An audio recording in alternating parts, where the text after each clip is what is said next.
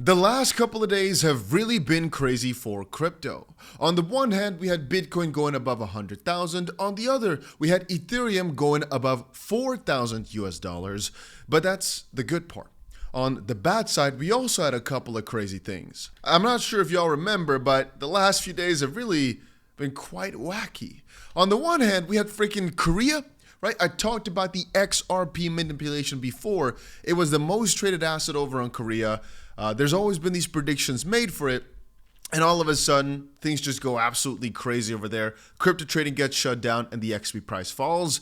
And now that things are back to kind of normal, we also see XRP continue on the craze. But also, we all of a sudden had ourselves a massive flash crash for Bitcoin the moment we broke above $100,000 with the biggest ever move for Bitcoin in a day. And it really had me thinking, man. It really had me thinking what crazy times we are going through. But I still know we're going to go so freaking higher from here. There's going to be a lot of manipulation in the midst, though. But I saw this funny post today. It says, I won't tell people XRP mooned, but there will be signs. It's a very cool freaking video of a Cybertruck somewhere in Miami Brickell here with not just a meme coin, but actually the bearable guy, you know, from the XRP community.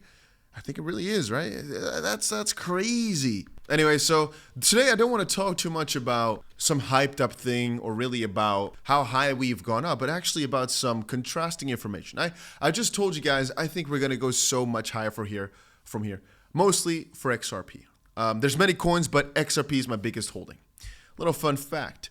The SEC has actually just named a few tokens as securities. Solana as an example, Cardano as an example, and Polygon.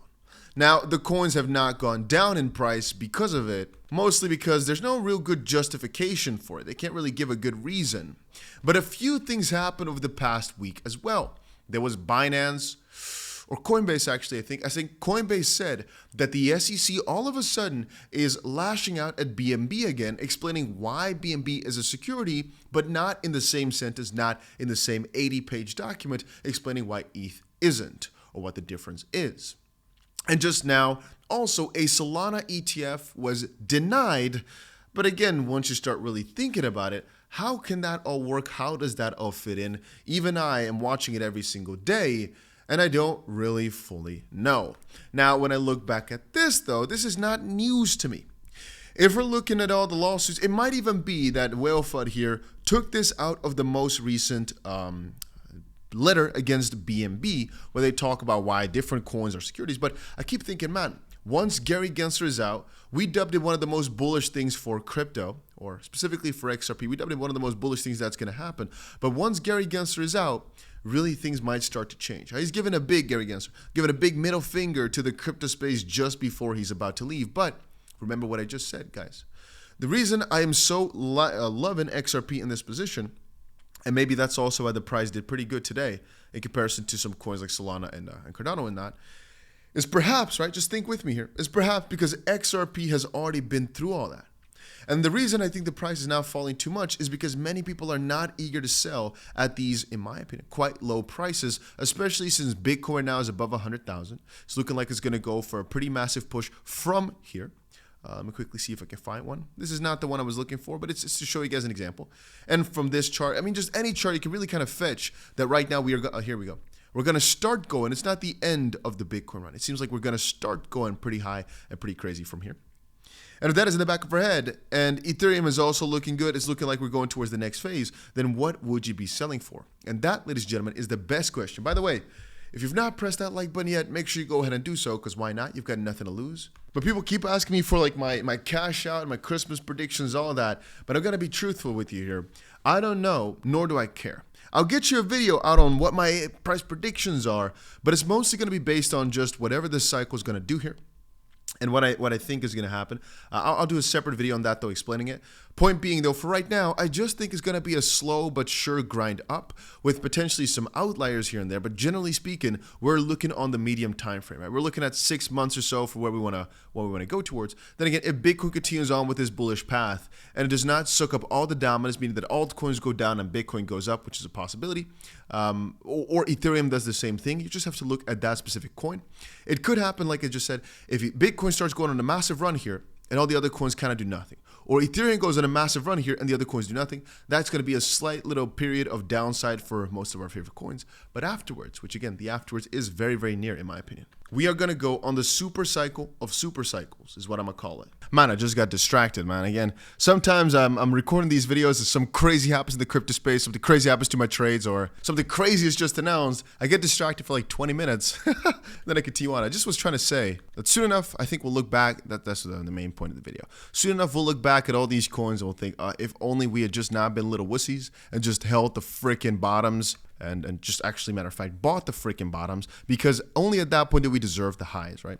For example, particularly today, a lot of meme coins are up. Many people thought, no, see, the run for memes is over. No, it's over. I keep saying, no, 𝗵𝗲𝘀𝗀 is actually in a really good position.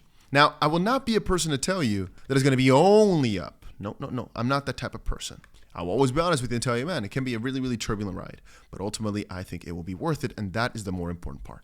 That ultimately, if we look back in the next few months, that it will have very much been worth it. And that, again, just looking back at, for example, 2021, or matter of fact, even looking back in November to now, throughout this period, there have been many, many weeks where I thought that crypto was dead. No, not really. But you get my drift, like, oh, it was so awful to hold through. For example, you're going from $30,000 to $23,000. That was many, many weeks of just downhill price action, right? Remember that. Or here, earlier in March or something like that, when we hit like 74,000, I think, or something like that, and we started falling down, it was many, many months of kind of like agony, where even though I still held on to the bigger belief, it was a couple of intermediate months of like, But then again, I started thinking about XRP. It's in a good spot. I'll keep, in my head, running with the theory that it's about to go crazy. The manipulation, like I just described earlier in the video, with the whole Korea situation, with the whole SEC situation, it's odd. But remember that XRP has gotten over it all. So XRP has gotten over all the security hurdles. Right now, the lawsuit is still ongoing. But you know that even if Gary Gensler is now kicked out, and like the ex-chairman of the CFTC said, they're probably going to pull the lawsuit back, it's actually only about more Ripple fines.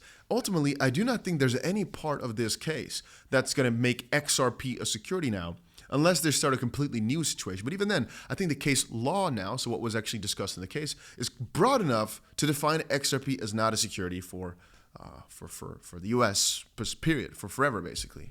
Unless they want to revamp all that, but I think that's nearly impossible because it was done pretty thoroughly. It took many, many years and many hundreds of millions of dollars to get that done. So from that perspective, with more and more potentially complaints against all these other ones come in, all these other projects, it's kind of interesting to see that perhaps for an XRP ETF, if there's demand for it, it should not be too hard. It should be a pretty easy journey. And just like how, for example, a Ripple IPO, with Trump coming in like I was describing before, it could be a really interesting situation as everything, all eyes, might just start to go towards XRP very, very soon, as it's, from the regulatory perspective, the best crypto in town. Again, I'm not trying to tell you to go buy only XRP, diversify properly. I'm just saying, if you right now are feeling scared, remember what you hold. That's the best thing I can ever say. Remember what got you into it. Remember why you bought in. Remember why you got it. As long as you do that, then the journey is just so much freaking easier. Because then if things go down like 40%, at least you remember what you're waiting for, what you got.